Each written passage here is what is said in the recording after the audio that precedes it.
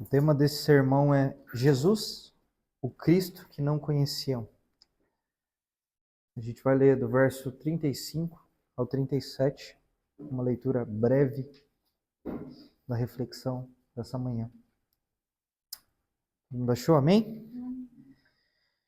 Jesus, ensinando no templo, perguntou: Como dizem os escribas que o Cristo é filho de Davi? O próprio Davi falou pelo Espírito Santo. Disse o Senhor ao meu Senhor: Sente-se à minha direita, até que eu ponha os seus inimigos debaixo dos seus pés. O próprio Davi chama o Cristo de Senhor. Então, como ele pode ser o filho de Davi? E a grande multidão que estava ali o ouvia com prazer. Palavra do Senhor? Pai, fale conosco através da exposição das Escrituras, que eu possa com fidelidade expor essa pequena parte dentro da narrativa divina e que a gente possa, com o auxílio do Senhor, ter os nossos olhos iluminados para compreender aquilo que o Senhor disse na sua palavra inspirada. Que essa palavra ecoe no nosso coração, nos desfaça e nos refaça segundo o seu doce propósito eterno. Em nome de Jesus, amém. Vocês podem se assentar? Irmãos, a gente está vindo de uma sequência de... Eu não me recordo ao certo, mas eu acho que vai fazer praticamente um ano, né? Que a gente está estudando o livro de Marcos. Já faz mais de um ano? Olha aí que legal. Já faz mais de um ano que a gente está estudando verso a verso o livro de Marcos, né? Eu sempre falo isso. Nós somos uma igreja reformada, ou seja, nós acreditamos que o púlpito, a palavra, deve ser o centro da igreja e todas as decisões da igreja devem ser pautadas a partir das Escrituras. Toda igreja, se você investigar, por mais herética que ela possa ser, ela vai defender de que ela é uma igreja bíblica. Afinal, dizer que ela não é uma igreja bíblica aponta contra ela mesma. Se todas as igrejas, por mais difíceis e diferentes que são, dizem sobre si mesmas que são igrejas bíblicas, como é que de fato a gente pode ser uma igreja bíblica e que esteja coerente com a escritura que nós dizemos ser um ponto de partida da nossa fé? Existem pelo menos duas formas que, como igreja, diante de toda uma tradição reformada, a gente entende que uma igreja pode fazer isso.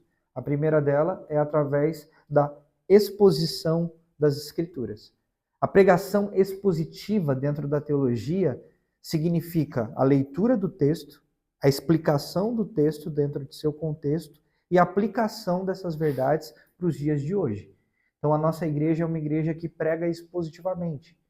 Sempre que você vir aos cultos, você vai ouvir eu ou qualquer outro líder ou pastor pegando um texto inteiro das Escrituras, lendo, explicando e aplicando ele.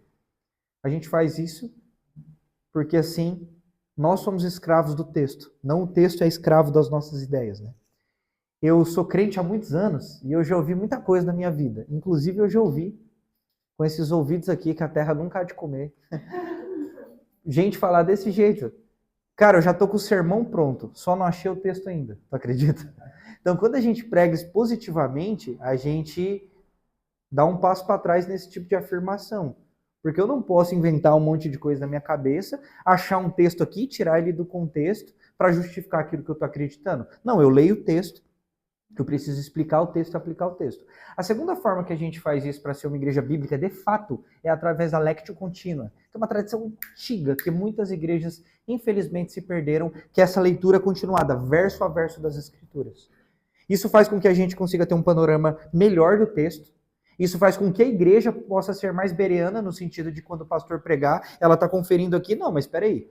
Semana passada a gente aprendeu, o contexto está falando outra coisa. Então, o próprio crente ele consegue investigar de uma forma melhor, porque ele está envolvido com o texto. Isso faz com que a gente estude livros inteiros. A gente crê que toda a Escritura é inspirada pelo Senhor, amém? Toda a Bíblia, de Gênesis a Apocalipse.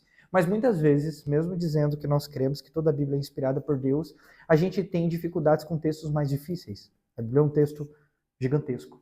É um texto milenar e, vamos ser sinceros, existem momentos onde alguns textos são mais difíceis que outros. Por exemplo, quem aqui nunca pulou uma genealogia?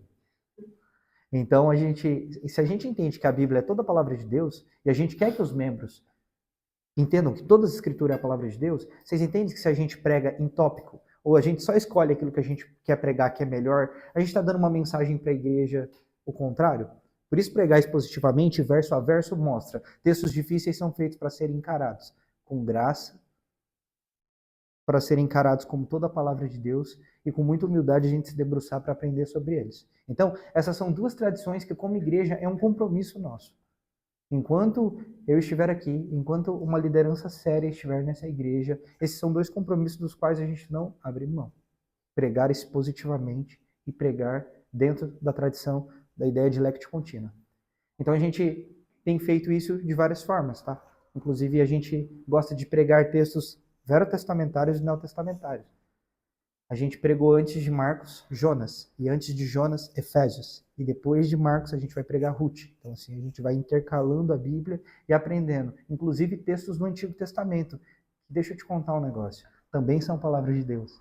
A gente precisa se debruçar e aprender com eles. Porque tem um lance de um moderno dentro da igreja de que alguns textos antigos do Antigo Testamento, deixa eles para lá, né? A gente está com o novo. Não, a gente está com todas as escrituras, porque todas elas apontam para Jesus e para esse plano dentro da metanarrativa. Amém? Ficou claro? Beleza. Muito bom. Eu vou dar alguns contextos aqui rápidos para a gente relembrar daquilo que a gente está tratando, tá? A gente está falando da última semana de Jesus na Terra, aquilo que a tradição teológica chama de paixão de Cristo.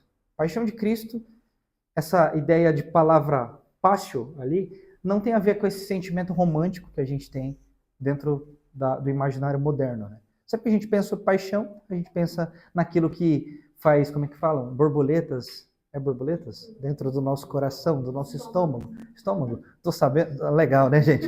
Mas essa ideia de passio, as pessoas têm essa ideia de algo romântico, lindo, borboletas no estômago. Não, na verdade, passio aqui, no latim, tem a ver com sofrimento.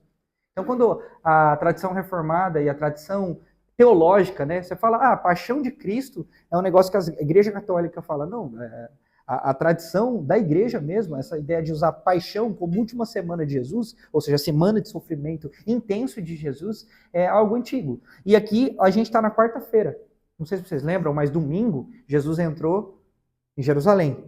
Quando ele entra em Jerusalém, ele amaldiçoa uma figueira e ele vai direto para o templo para purificá-lo. Vocês lembram disso? Capítulo 10 de Marcos. De repente, agora Jesus começa a travar algumas discussões muito severas a partir daquele templo. Eu não sei se vocês lembram, mas existia uma festa acontecendo nesse momento. Quem lembra qual era?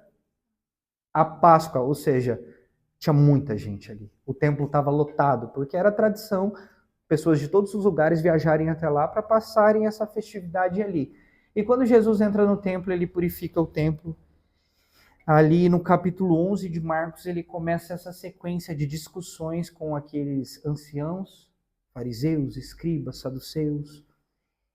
E no capítulo 11, do verso 27 ao 33, acontece algo muito interessante, que Marcos deixa claro e que de repente a gente começa a interligar. Tem uma coisa interessante sobre a leitura das Escrituras que a gente não pode se esquecer, que eu sempre falo, que é preste atenção nas repetições. Tá bom? Preste atenção nas repetições.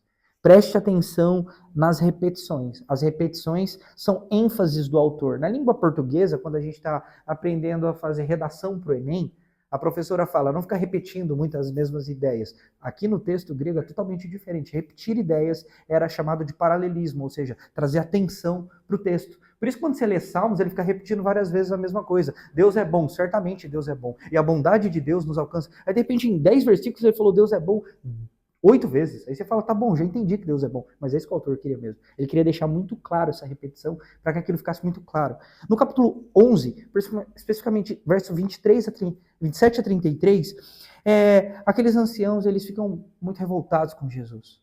Os saduceus, os escribas que estavam ali, eles questionam Jesus. Após Jesus entrar no templo, quebrar tudo, destruir todas as coisas, e o texto diz que Jesus purifica o templo. Eu expliquei para vocês naquele sermão, a palavra purificação aqui, que é colocada pelo autor sagrado, não é uma palavra solta. Purificação aqui era a mesma palavra usada na mesma raiz para quando um demônio era expulso dali. Então era como se Jesus entrasse naquele templo e expulsasse dali todo aquele governo que estava fora da vontade de Deus e purificasse ali de novo.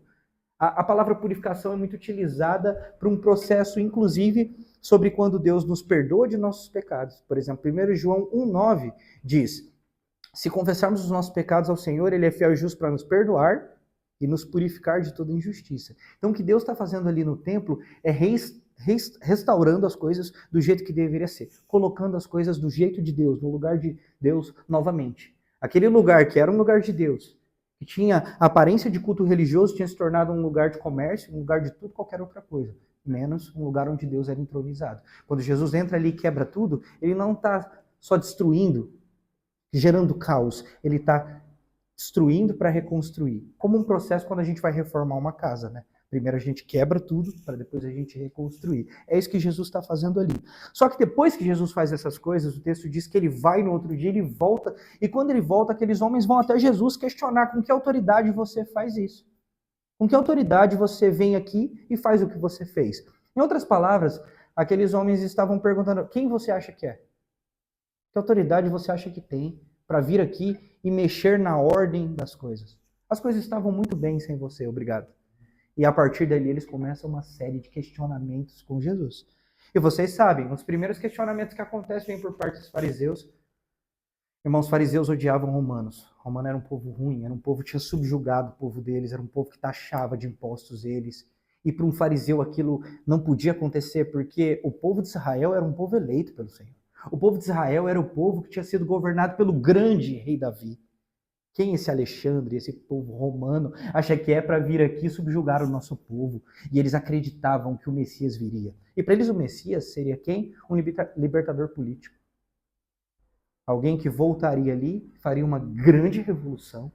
E a partir dessa grande revolução, Israel se tornaria forte de novo, como nos tempos de Davi. Todas as nações tremeriam diante de Israel, porque Deus está com eles, era essa a motivação que eles tinham.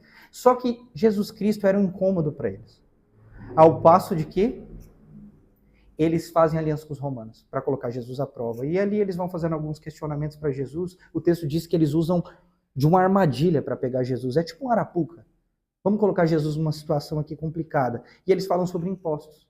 Se Jesus desse uma resposta ruim, os romanos que estavam ali poderiam prendê-lo. Se ele desse uma resposta mais ruim ainda, os judeus que estavam ali iam falar, ele não é tão Messias assim. E ele vai desenrolando, ele vai conversando com os saduceus sobre a questão da ressurreição, que eu já expliquei para vocês. De repente, aparece um escriba, e o escriba pergunta qual mandamento resume todos os outros. Jesus fala sobre o grande mandamento. Só que agora, no capítulo 34, versículo 34, o texto dizia que depois que Jesus tem aquela conversa com os escribas, o texto diz que depois dessa resposta de Jesus, ninguém mais ousou lhe fazer nenhuma pergunta. Não é isso que o texto diz? O que isso significa?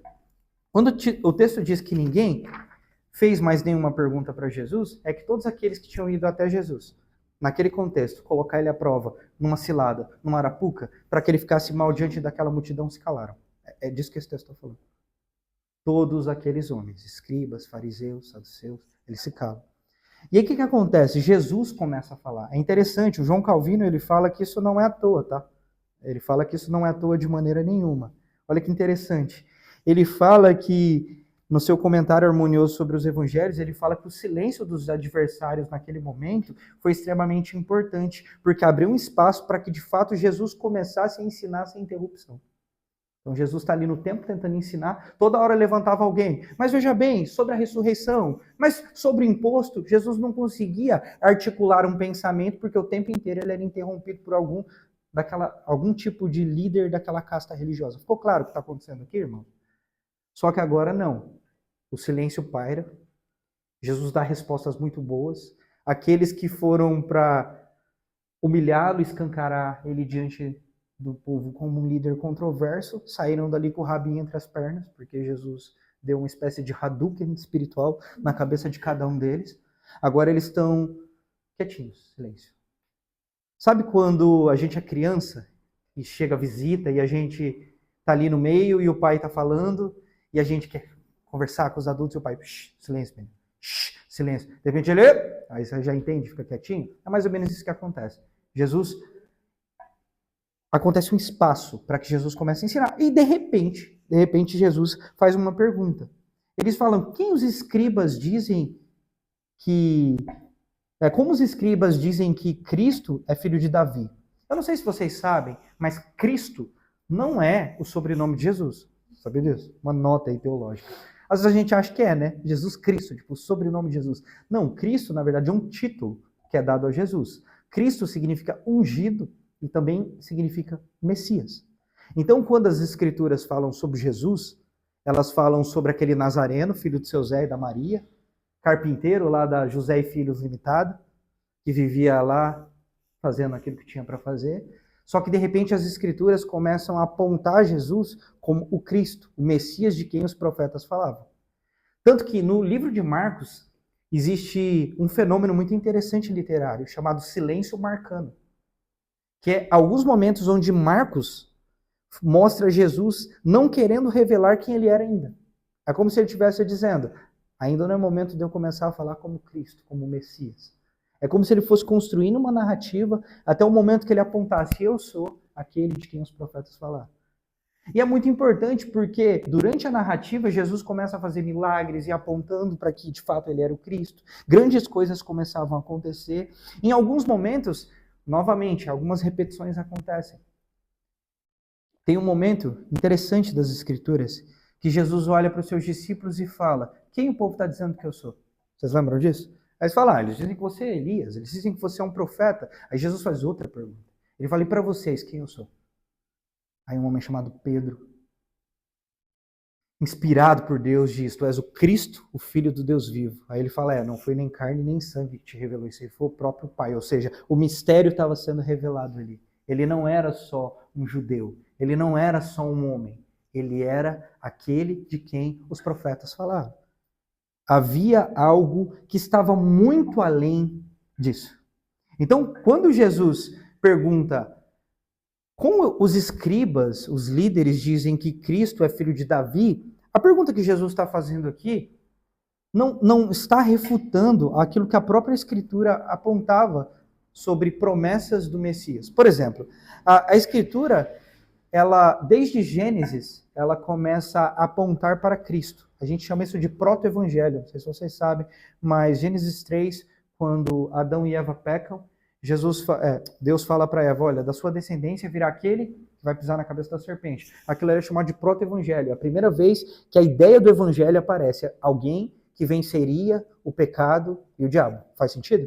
E as escrituras começam a apontar para Jesus. Durante todas as escrituras, Deus vai criando um fio narrativo. A gente chama isso de drama das escrituras. E drama não é uma tristeza, é a ideia de enredo. Sabe quando a gente vai assistir um filme ou alguma peça teatral, que existe uma dramaturgia, existe toda uma encenação apontando para o ápice final e a gente entende aquela história? Deus ele vai construindo na história da humanidade algo que revela a história da sua redenção.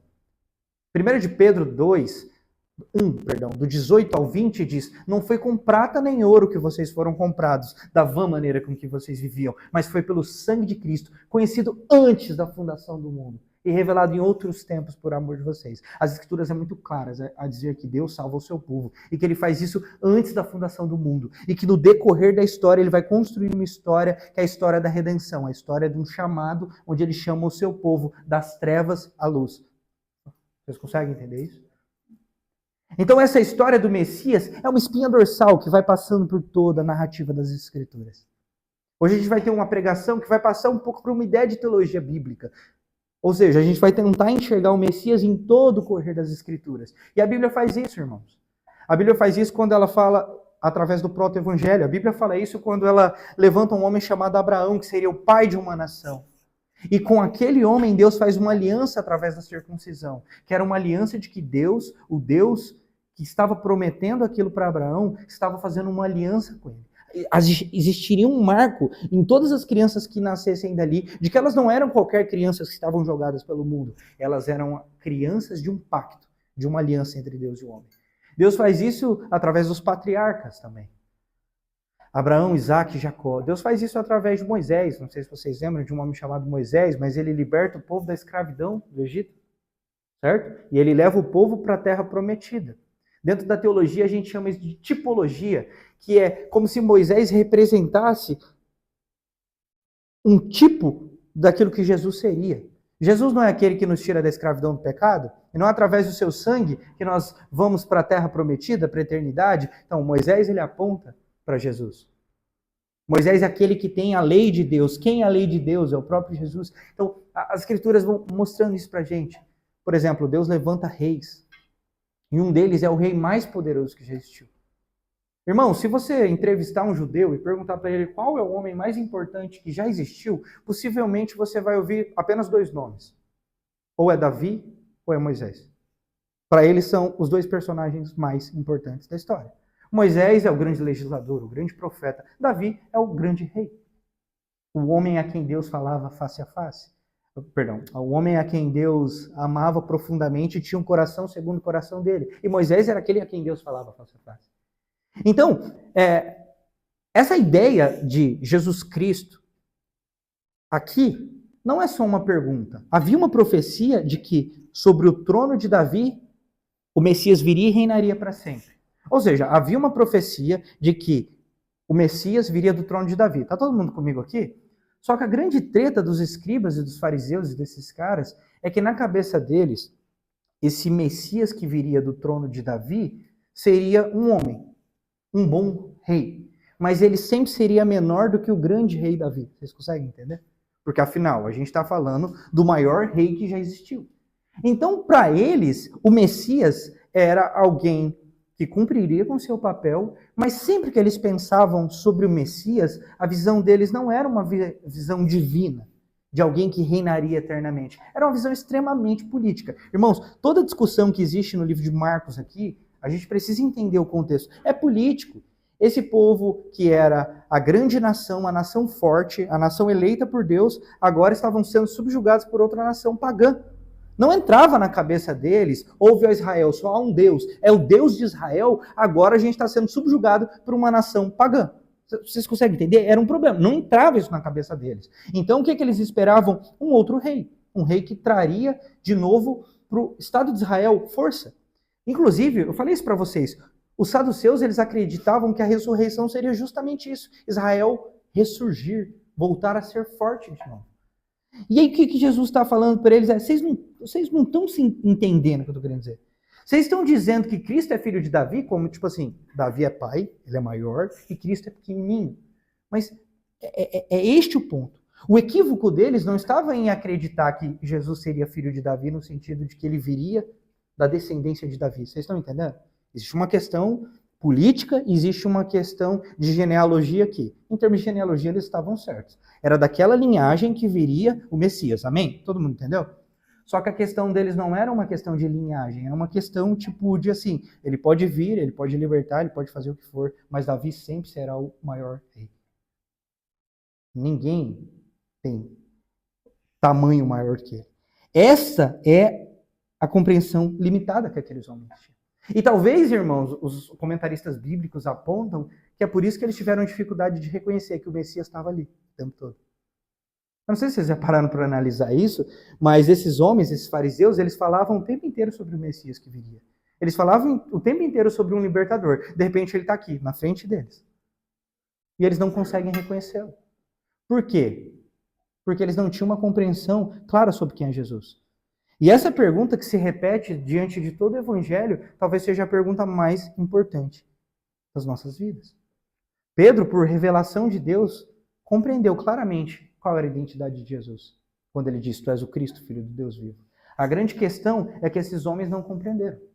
As Escrituras mostram que enquanto Jesus esteve aqui na Terra, houveram aqueles que olharam para ele e reconheceram quem ele era, sua identidade, e se curvaram diante dele, abriram mão de todas as coisas para segui-lo. A sua vida completamente foi mudada diante daquele que eles viram ali. Mas existiam aqueles que iam até Jesus porque ele fazia milagres.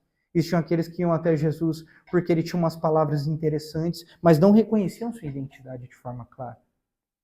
Estes homens não reconheciam a identidade de Jesus de forma Eles estavam questionando Jesus. E o que Jesus está dizendo de forma bem clara para eles é: vocês ainda não entenderam quem é o filho de Davi. E como Jesus faz isso? Ele aponta para Salmo 110. Quando ele diz: o próprio Davi falou pelo Espírito Santo, disse ao Senhor, o meu Senhor, sente-se à minha direita até que se ponham os meus inimigos debaixo dos meus pés. O próprio Davi chama Cristo de Senhor. Então, como ele pode ser filho de Davi? E a multidão o ouvia com grande prazer. Agora a gente vai para uma parte de aplicação aqui desse texto, que talvez vai ajudar a gente a entender ele. Irmãos, é um texto um pouco mais difícil hoje, mas eu creio que a gente vai conseguir chegar junto até o fim. Amém? O que acontece, irmãos? Primeiro, Cristo se coloca diante daqueles homens e ele fala: quem vocês acham? De novo, qual que é a pergunta que Jesus fala? Vamos lá? Como os mestres da lei dizem que Cristo é filho de Davi? Ficou claro esse contexto?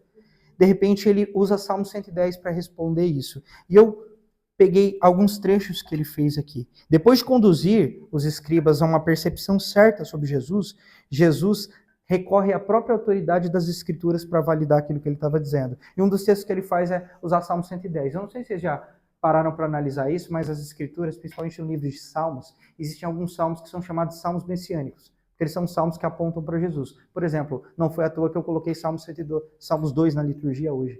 O texto fala: beijem o filho. O texto aponta para esse Jesus. Então, são salmos messiânicos. Salmo 110 talvez seja o salmo messiânico mais famoso que existe. Ao passo de que ele é repetido inúmeras vezes nas Escrituras. Lembra? Repetições? Por exemplo, esse Salmo 110, ele aparece quando os apóstolos usam ele para explicar a exaltação de Cristo em Atos 2, do 34 ao 36. Esse texto aparece quando eles falam sobre o sacerdócio eterno de Deus em Hebreus 5, 7. E esse texto também mostra lá em 1 Coríntios 15, 25, quando fala sobre a vitória de Jesus Cristo sobre seus inimigos. E a sua entronização direto do Pai lá em Efésios 1. Então, esse Salmo 110 ele é repetido várias vezes nas Escrituras. E Jesus pega esse Salmo 110 para apresentar Davi, o grande rei, falando sobre alguém que ele chamava de Senhor. Irmãos, a gente tem que ter um pouco de entendimento contextual do que estava acontecendo. Se para todo judeu Davi é o maior rei que já existiu, vocês estão comigo? Ele era o maior senhor que existia em seu tempo. Faz sentido? Alguém do tamanho de Davi chamar outra pessoa de senhor, ele só faria isso se alguém fosse alguém maior que ele, hierarquicamente, tivesse autoridade maior que ele. Então o que Jesus faz para apontar que o Messias era maior que Davi é apontar para um texto onde Davi está falando sobre um senhor. O Herman Bavinck fala isso na sua dogmática. Ele fala: Salmo 110 apresenta Davi falando de alguém que ele chama de meu senhor, e quem o próprio Deus está convidando a se assentar à sua direita. Para que Davi chamasse alguém de Senhor, este alguém teria que ser superior a ele, tanto em autoridade quanto em dignidade. Jesus Cristo fala: vocês estão dizendo que que o Messias é filho de Davi, ou seja, alguém menor que Davi. Não, mas Salmo 110, que vocês escutam, essa ideia de alguém menor que Davi, seria alguém que faria algo revolucionário, libertaria o povo, mas não seria alguém talvez tão famoso quanto o grande rei Davi foi. Ficou claro? É difícil entender esse texto. Só que o que ele está falando aqui é: vocês não entenderam, gente. Vocês não estão entendendo. Salmo 110 aponta para um Senhor que viria, que o próprio rei Davi, o maior, chamaria de Senhor, e que este homem seria colocado pelo próprio Deus à sua direita. E aí, para explicar isso, eu apliquei algumas coisas nesse texto para a gente entender. Primeiro, esse texto resolve algumas grandes tensões teológicas, tá bom? O primeiro ponto é: o próprio Davi falou. Eu não sei se vocês sabem, mas este texto aqui, ele é tratado por muitos críticos dentro da literatura como um salmo que não era de Davi. Alguns liberais, dentro da teologia, eles dizem que esse texto aqui não é um texto de Davi. Na tentativa de enfraquecer o texto sagrado, eles falam: não foi Davi que escreveu. Foi outro homem e atribuíram a Davi. Só que quem está dizendo que foi Davi que falou aqui? O próprio Jesus. Então, resolvido, é Davi. Amém? Só para ter uma discussão. Quando você vai ler esse texto, estudar, toda nota teológica de comentário bíblico vai ter alguém falando: existem pessoas que defendem que esse texto não é de Davi. Mas, gente, quem disse que é de Davi É o próprio Deus que inspirou Davi a escrever essas coisas. Então está claro que realmente é Davi que está falando aqui. Segundo ponto interessante que a gente pode aprender com esse texto é que ele fala que Davi falou pelo Espírito Santo. Irmãos, isso aqui é precioso, tá? Isso aqui é precioso porque aponta para aquilo que a gente falou no início do sermão. A forma com que Jesus sempre refutou as pessoas e a forma com que Jesus sempre ensinou as pessoas não foi uma forma solta. Jesus ensinava a partir da própria revelação da palavra de Deus. Irmãos, Deus não fala de outra forma a não ser por meio da sua palavra. Isso precisa ser muito claro dentro dos nossos corações. Deus pode falar por sonhos, Deus pode falar em experiências, mas tudo isso precisa estar submetido àquilo que a palavra de Deus diz. Eu sonhei que... Ai, Bruno, pastor, ora por mim, eu sonhei, eu amo um homem, pastor, mas ele é casado. Mas eu sonhei que ele vai se separar e a gente vai viver uma história linda de amor, de aventura e de magia. Não, quem botou esse seu sonho na sua cabeça é Satanás, minha filha. É Satanás. Porque Deus não vai colocar um sonho na sua cabeça que vá contra a revelação da própria escritura dele. Se o próprio Jesus, quando ele falava, sendo Deus, ele recorre às escrituras para validar a autoridade delas, ele está deixando claro para a gente que Deus fala por meio do Espírito Santo, amém? Através da sua própria palavra. Nós não cremos em revelação continuada, irmãos. Que Deus fala coisas diferentes do que ele já falou nas escrituras. Está claro isso? Tudo que Deus fala hoje, ele fala por meio de um crivo, é as escrituras. Se o que você tem na sua cabeça não está em consonância com as escrituras, não está encaixado nas escrituras, você está errado. As escrituras não estão erradas. Está claro isso? Deus fala por meio da sua palavra. Toda a palavra é inspirada por Deus. É interessante que ele mesmo diz que Davi disse essas coisas. E ele foi aquele que inspirou Davi. E esse texto está deixando claro que foi o Espírito Santo que soprou essa dança da Trindade em todas as Escrituras. Isso significa, irmãos, que é como se Jesus estivesse dizendo para esses homens, olha, a resposta que eu estou dando para vocês sobre esse Messias que é maior que Davi, ao qual Davi chama de Senhor e que o próprio Deus coloca à sua direita, eu vou explicar para vocês isso que está escrito, é como se Jesus estivesse dando uma nota para aqueles homens, ele estivesse dizendo, olha, Davi é um grande rei, ele é um grande homem. Mas eu não estou falando sobre as palavras apenas de um grande rei, de um grande homem. Eu estou falando sobre as palavras que o Espírito Santo soprou sobre a vida dele. É como se Jesus estivesse dizendo, aquilo que Davi falou só é real porque o Espírito Santo soprou. É inspirado por Deus.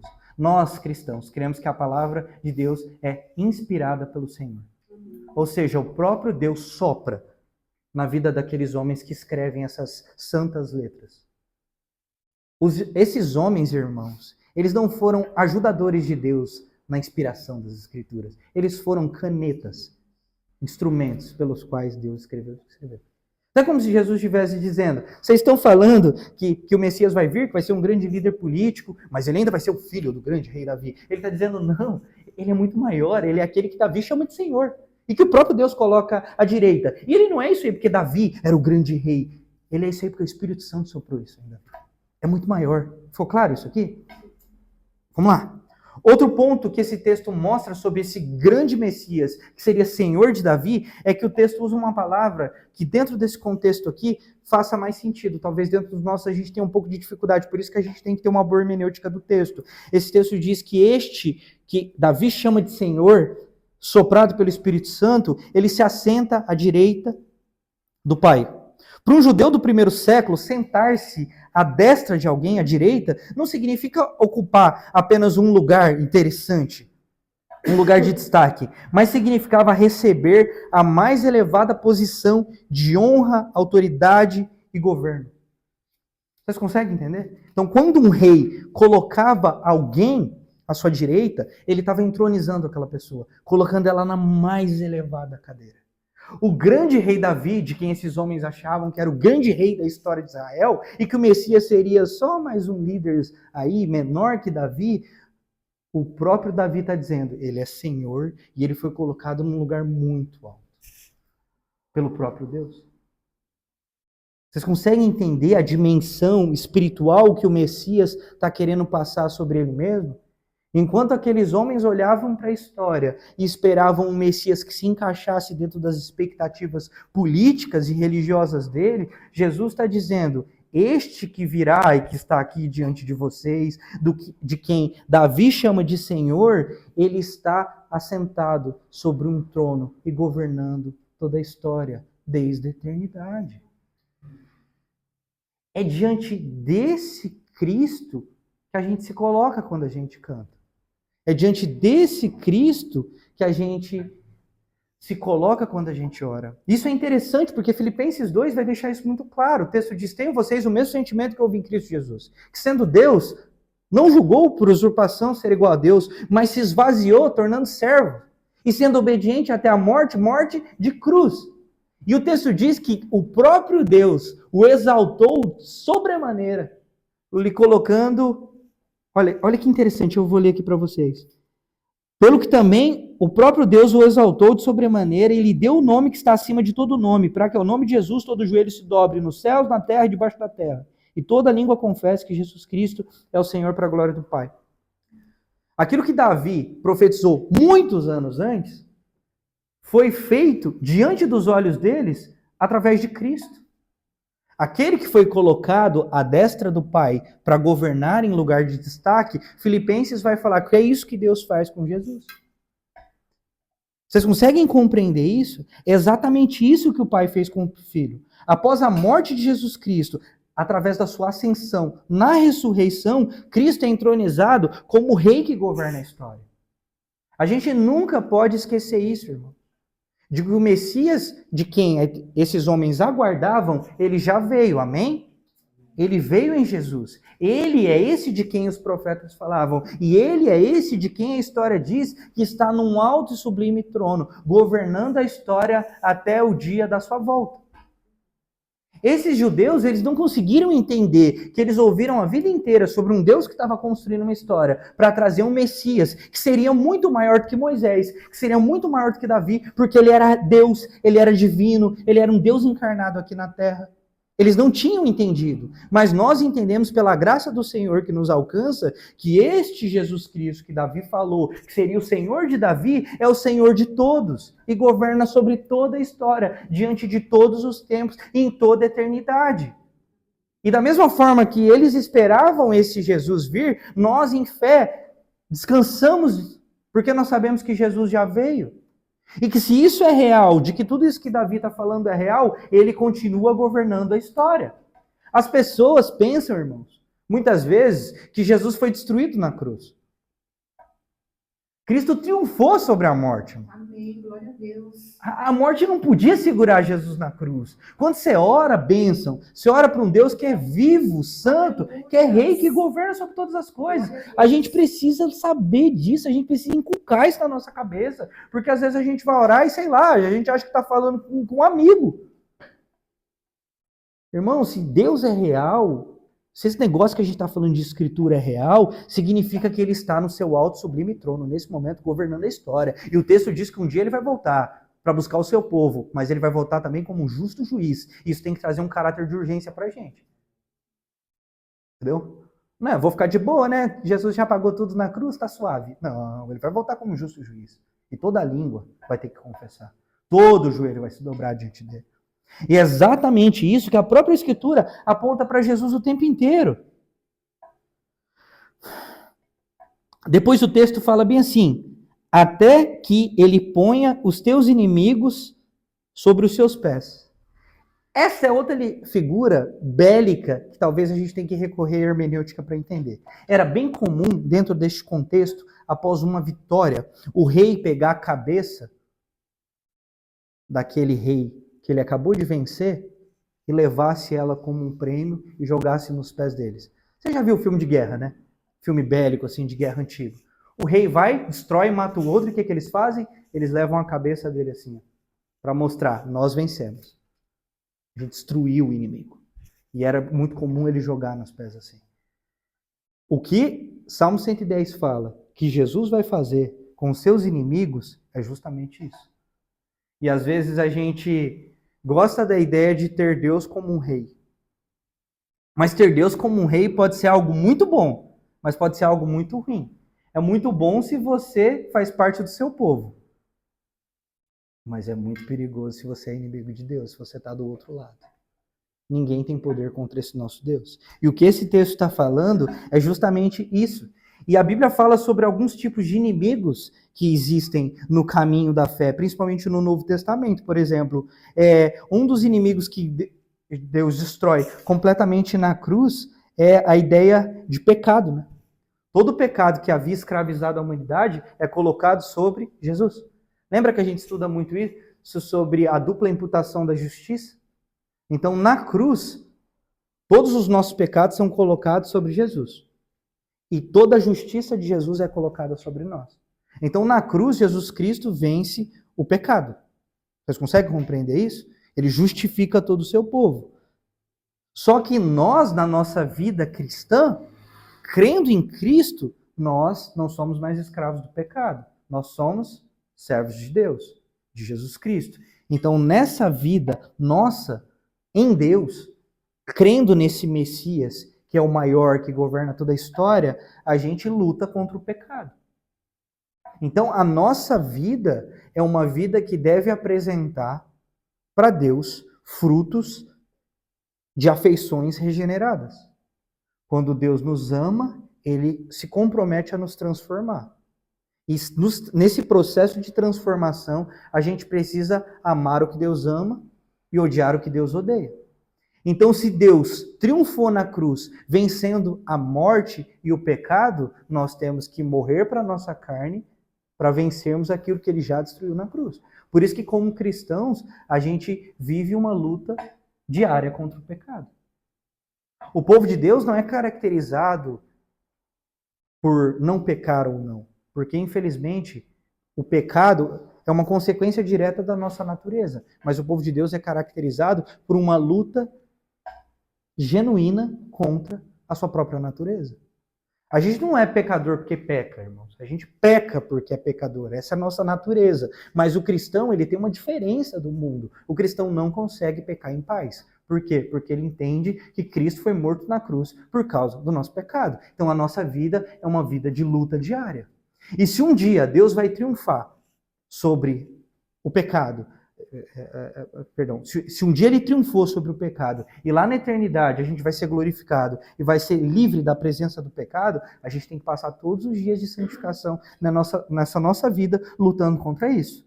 Outra coisa que Cristo fez, que a Bíblia fala que ele venceu, foi a própria morte. E nós venceremos a morte um dia também. A Bíblia diz que a morte é o último inimigo a ser vencido. Aqueles judeus que estavam ali, existiam alguns deles que não acreditavam numa vida após a morte. Lembra que eu falei para vocês? Os saduceus não acreditavam na ressurreição. Eles eram aniquilacionistas. Eles acreditavam que morreu, acabou. Nós não, irmãos. Assim como Cristo triunfou sobre a morte e ressuscitou, ele diz que nós ressuscitaremos com ele um dia.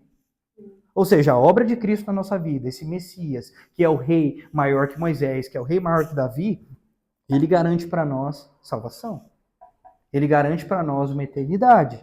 E ele garante para nós que assim como ele venceu a morte, nós venceremos a morte. Não porque não morreremos, mas porque ela não tem poder final sobre as nossas vidas. Enquanto o mundo se desespera diante da morte, nós cristãos, por mais que soframos com relação à morte, nós descansamos, por sabemos que aquele que fechou seus olhos aqui, abriu eles diante do Pai. Vocês estão conseguindo entender o que eu estou querendo dizer? A gente precisa ter esse estado de clareza dentro do nosso coração. Porque uma das coisas que esse Messias garantiu para a gente é uma eternidade. A gente precisa viver entendendo isso. E para vocês entenderem isso de forma muito clara,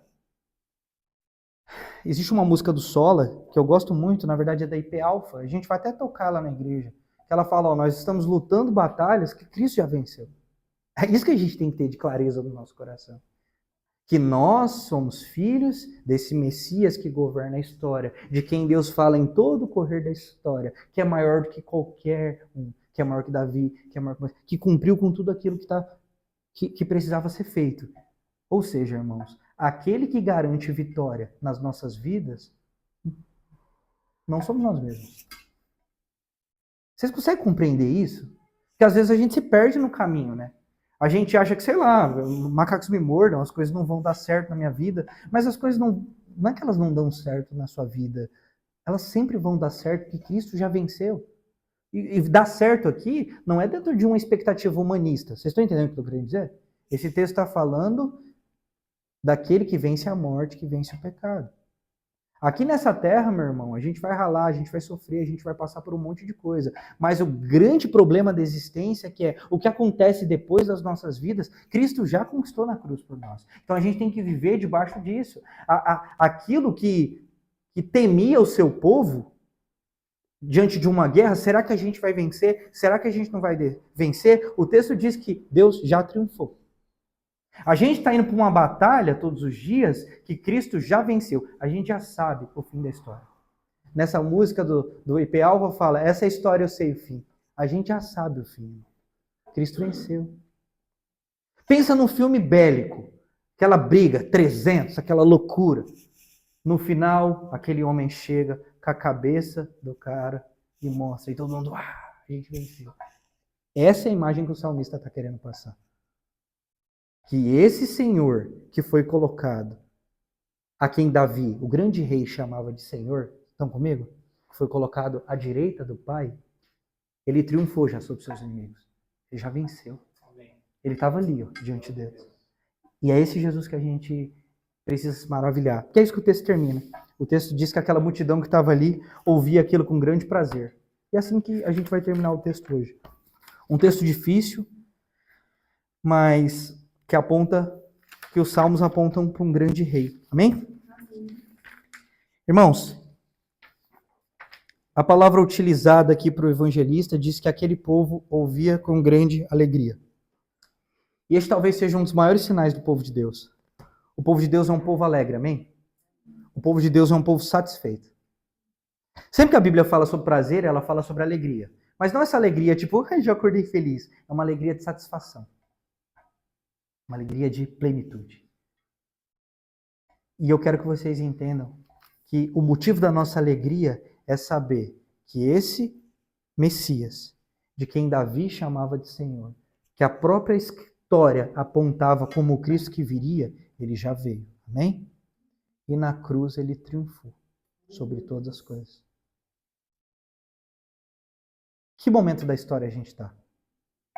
A gente está num momento onde, enquanto o Pai está no céu governando o restante da história, ele chama a sua igreja a avançar no grande mandamento, que manda a Deus de todo o seu coração, de toda a alma, de todo o seu entendimento, e na grande comissão, indo por todo mundo, pregando o evangelho, discipulando, batizando. Não é isso que o texto diz? Então, enquanto nós oramos, clamando, volta Jesus, vem Jesus, nós estamos aqui com expectativa no Senhor, nós nos alegramos por saber que a gente já sabe o fim dessa história. Então que a gente continue firme. Enquanto aqueles líderes religiosos estavam endurecendo o seu coração diante de Jesus, nós, com prazer, nos colocamos diante da sua palavra. Ouvir Jesus não é sinônimo de segui-lo com fidelidade. Estes homens ouviram Jesus. Andar com Jesus, saber a história de Jesus, ver os milagres de Jesus, não significa fidelidade e piedade. Vocês concordam comigo que esses fariseus, saduceus, eles viram testemunhas oculares os milagres de Jesus? Eles estavam ali, eles viram tudo, tá? Tudo aquilo que a gente aceita pela fé, eles estavam ali, eles viram. Vocês conseguem entender? Mas isso fez qual tipo de diferença na vida dele? Nenhuma. E o meu medo é esse, sabe? O meu medo é que a gente esteja diante dessa mesma verdade, dessa mesma figura de quem os profetas falaram, que venceu todas as coisas. Mas, e aí? O que isso tem produzido no nosso coração? A minha oração é que a gente saia daqui satisfeito e maravilhado em Jesus, que a gente saia daqui com um coração muito grato por saber que aquele de quem a história falou por mais de 2000 anos, de quem Gênesis apontou, nos alcançou. Por isso, estamos felizes. Cristo não é um recurso literário e retórico na nossa vida. Cristo é a existência de tudo. É Ele que governa a história, irmãos. Não viva como se Jesus fosse um pingente que você coloca para dar sorte na tua vida. Ele tem que ser o centro de toda a sua existência. Amém? Ele está sentado ao lado do Pai agora, governando toda a história. Em nome de Jesus. Pai, tenha misericórdia das nossas vidas, em nome de Jesus. Fale conosco, abra os nossos olhos espirituais para compreender essas doces verdades.